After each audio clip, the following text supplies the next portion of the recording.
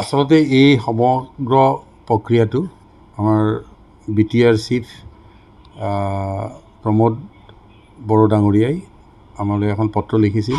সেই পত্ৰৰ যোগে তেওঁ অনুৰোধ কৰিছিল যে BTR আন্দোলনৰ BTC আন্দোলনৰ সময়ত বৰ'ন আন্দোলনৰ সময়ত যিসকল লোক এতিয়াও চিকিৎসাৰ অভাৱত গাঁও অঞ্চলত আছে তেওঁলোকৰ সুচিকিৎসাৰ কাৰণে মোক অনুৰোধ জনাইছিল।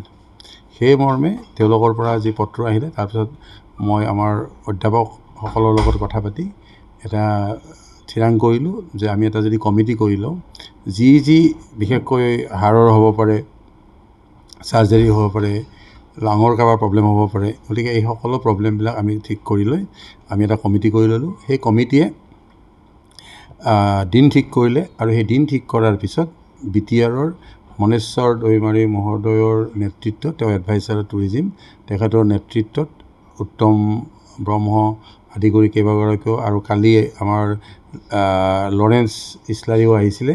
তেখেত সকলোৱে সেইদিনাখন পৰহি দিনাখন আহিছিলে, যোৱাকালি আহিছিলে। যোৱাকালি পৰহিয়ে ৰোগীখিনি আহিছে আৰু যোৱাকালি তেওঁলোকে আমাক চিকিৎসালয়লৈকে লৈ আহিলে।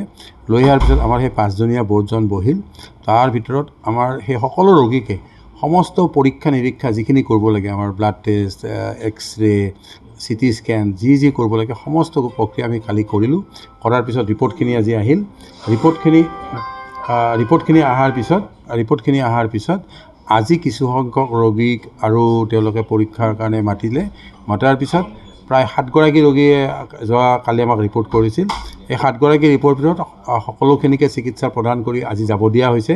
কিন্তু তাৰে ভিতৰত এগৰাকী ৰোগীক হয়তো আকৌ বুধবাৰে তেওঁক এডমিশ্যনৰ কাৰণে কাৰ্ডিঅ'থৰাচিকত হয়তো এডমিশ্যন লগা হ'ব পাৰে, সেইকাৰণে তেওঁক আৰু অহা বুধবাৰে এডমিশ্যন হ'ব বুলি তেওঁক মাতা হৈছে। গতিকে এই প্ৰক্ৰিয়াটো চলি থাকিব আৰু এই প্ৰক্ৰিয়াটো এতিয়া ধৰক আমি বৰ্ড কৰি দিলোঁ। নেক্সট যেতিয়া আহিব একেলগেতো 7জন-8জন নাহে, যেতিয়া ধৰক এদিনাখন 2জন আহিব, এদিনাখন 3জন আহিব, কাৰণ সকলোৰে সময়ৰ কথা থাকে। গতিকে দৈমাৰী ডাঙৰীয়াই সদায় আহি থাকিব নোৱাৰিব। গতিকে সেই ক্ষেত্ৰত আমালৈ ইয়াত যেতিয়া ৰিপৰ্ট কৰিব আমি আমাৰ ডেপুটি চুপাৰিনটেণ্ডেণ্ট এগৰাকীক আমি কোঅৰ্ডিনেটৰ পাতি দিছোঁ। তেওঁক আহি ৰিপৰ্ট কৰিব। তেওঁ যি ডক্টৰক দেখাব লাগে, যি চিকিৎসা প্ৰদান কৰিব লাগে, যি ঔষধ পাতি ল'ব লাগে সকলোখিনি ব্যৱস্থা কৰি দিব। এতিয়া এটা সুন্দৰ প্ৰয়াস। এই প্ৰয়াসে মানুহৰ মাজত যিটো ধাৰণা আছে যে BTR আহিল আমি কি পালোঁ, সেই যিখিনি মানুহ ভুক্তভোগী হৈছিল আন্দোলনৰ সময়ত সেই মানুহখিনিৰ মাজত এটা আস্থা ঘূৰি আহিব। এই আস্থাই বিশেষকৈ তেওঁলোকৰ যিটো মনোবল যে আমাক মানুহে কোনোবাই চাব লগা মানুহ আমাৰ কাৰণেও এতিয়া কোনোবা আছে, সেই মনোবলটো ঘূৰি আহিব। সেইকাৰণে মই এই সুযোগতে তেখেতলৈ মই ধন্যবাদ জ্ঞাপন কৰিছোঁ প্ৰমোদ